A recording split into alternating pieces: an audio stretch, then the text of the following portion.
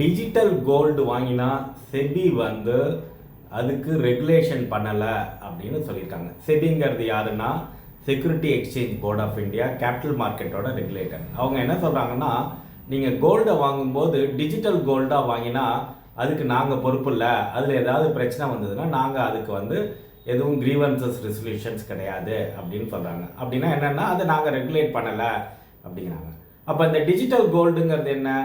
Google Pay இல்லாட்டினா Paytm, PhonePe இதிலெல்லாம் கோல்டை நீங்கள் 1 கிராம் வாங்கலாம், இல்லாட்டினா ஃப்ராக்ஷன் ஆஃப் கோல்டை வாங்கலாம், இல்லை 5 கிராம் 10 கிராம் வாங்கலாம்.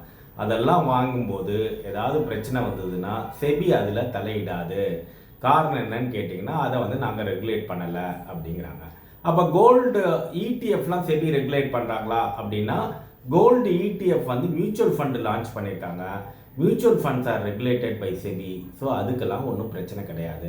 ஸோ ஆல்ரெடி நான் கூகுள் பே மூலிமா கோல்டு வாங்கியிருக்கேன், ஃபோன்பே மூலிமா வாங்கியிருக்கேன்னா அதை பற்றி பயப்பட வேண்டாம். இன்றைக்கி மார்க்கெட் ரேட்டில் விற்றுட்டு நீங்கள் கேஷாக மாற்றிக்கலாம், அப்படி இல்லைன்னா கோல்டு இடிஎஃப்ல இன்வெஸ்ட் பண்ணிக்கலாம்.